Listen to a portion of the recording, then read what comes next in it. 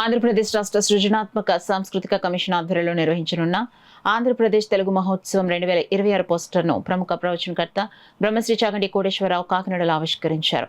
ఈ సందర్భంగా commission chairperson Tejaswi పొదపాటి మహోత్సవం యొక్క లక్ష్యాలు, రూపకల్పన, కార్యక్రమాల వివరాలను చాగంటి కోటేశ్వరరావుకు వివరించారు. పోస్టర్ను ఆవిష్కరించిన అనంతరం చాగంటి కోటేశ్వరరావు మాట్లాడుతూ తెలుగు భాష, సాహిత్యం, సంస్కృతి పరిరక్షణ రాష్ట్ర ప్రభుత్వం ఇటువంటి వార్షిక మహోత్సవాన్ని నిర్వహించడం ఎంతో అభినందనీయమని పేర్కొన్నారు. తెలుగు భాషను కేవలం బోధించే భాషగా కాకుండా జీవన విధానంగా, అనుభవంగా భావితరాలకు చేరువ చేసే దిశగా ఈ మహోత్సవం రూపుదిద్దుకోవడం సంతోషకరమన్నారు. తెలుగు భాషకు పూర్వ వైభవాన్ని తీసుకురావాలంటే కుటుంబం, విద్యాసంస్థలు, రచయితలు, కళాకారులు, యువత అందరూ భాగస్వామ్యులు కావాలని సూచిస్తూ ఈ మహోత్సవాన్ని మరింత ప్రజల భాగస్వామ్యంతో నిర్వహించేందుకు పలు విలువైన సూచనలు చేశారు. ఈ సందర్భంగా కమిషన్ చైర్పర్సన్ శ్రీమతి తేజస్వి పొదపాటి మాట్లాడుతూ ఆంధ్రప్రదేశ్ తెలుగు మహోత్సవం కేవలం ఒక సాంస్కృతిక కార్యక్రమం కాదు, ప్రతి తెలుగు వ్యక్తిలో తన భాష పట్ల గర్వాన్ని పెంపొందించే ప్రజా ఉద్యమం. ప్రతి సంవత్సరం రాష్ట్ర ప్రభుత్వం ఆధ్వర్యంలో నిర్వహించే ఈ మహోత్సవాన్ని ఆంధ్రప్రదేశ్ గర్వించే వార్షిక సాంస్కృతిక సాంప్రదాయంగా తీర్చిదిద్దడమే మా సంకల్పం. తెలుగు భాషను భావితరాలకు మరింత బలంగా, మరింత గర్వంగా అందించేందుకు ఈ మహోత్సవం ఒక వేదికగా నిలుస్తోందని, బ్రహ్మశ్రీ చాగంటి వారి ఆశీస్సులు, మార్గదర్శక సూచనలు మాకు మరింత ప్రేరణనిచ్చాయని అన్నారు. ఔన్నత్యం గురించి చర్చ జరుగుతుంది. అలాగే మహిళా రచయిత్రులే కవయిత్రి మొల్ల దగ్గర నుంచి నేటి సాహిత్య రచన చేస్తున్నటువంటి స్త్రీల వరకు రచనలో వచ్చినటువంటి పోకడలలో మార్పులు, ఎంత ఆరోగ్యవంతమైన సాహిత్యాన్ని స్త్రీలు సమాజానికి అందించారు, ఎంత మంచి సాహిత్యాన్ని తీసుకొచ్చి సమాజాభివృద్ధి కొరకు పాటుపడ్డారు అన్న దాని మీద చర్చ వేదిక జరుగుతుంది. అట్లాగే ఆంధ్ర భాష, దాన్ని అభివృద్ధి చేయడానికి ప్రయత్నం, ప్రత్యేకించి చరవాణిలో ఏదైనా చిన్న సందేశాన్ని వ్రాసేటప్పుడు తెలుగు మాటలను ఆంగ్ల భాషలో వ్రాయడం కాకుండా తెలుగు మాటని తెలుగు భాషలోనే వ్రాయడానికి ప్రయత్నం చెయ్యడం, దాన్ని ప్రోత్సహించడం. పూర్వకాలంలో ఎట్లా సమాచారాన్ని ఒకరికొకరు పంపుకోవడం కోసం ఉత్తరాలు వ్రాసుకునేవారో అట్లాగే పిల్లల్ని ప్రోత్సహించడం కోసం కూర్చోపెట్టి వాళ్ళతో, వాళ్ళ పెద్దవాళ్లకో, వాళ్ళ సన్నిహితులకో, స్నేహితులకో, ఆత్మీయులకో ఉత్తరం రాయించడం.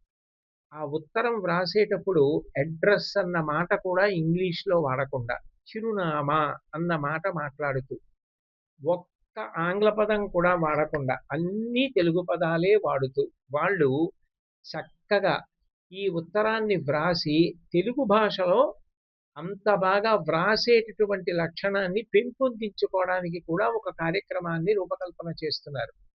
పెద్దలు, మాన్యులు, లబ్ధప్రతిష్ఠులు, సంగీత, సాహిత్య, సాంస్కృతిక రంగాలలో బాగా అనుభవజ్ఞులైన వారు, వారందరినీ కూడా ఆహ్వానించి ఒకరోజు ఈ జరిగిన కార్యక్రమాలన్నింటినీ పురస్చరణ చేసి ఇంకా ఇంకా ఈ శాఖ అభివృద్ధి కొరకు, సంస్కృతి అభివృద్ధి కొరకు, ఆంధ్ర సంస్కృతి పరిరక్షణ కొరకు తీసుకోవలసిన చర్యల గురించి చర్చ చేస్తారు. ఇన్ని రకాలుగా ఇన్ని కార్యక్రమాలను చేపట్టి అందరినీ ప్రోత్సహించడానికి ప్రయత్నం చేస్తున్నారు. అదే సమయంలో తెలుగు భాషా ప్రచారం బాగా జరిగేటట్టు మనకి ప్రత్యేకించి సుమతీ శతకం, శ్రీకృష్ణ శతకం, వేమన శతకం ఇటువంటివి మంచి మంచి విలువైన విషయాల్ని చాలా తేలిక భాషలో చెప్పిన శతకాలు.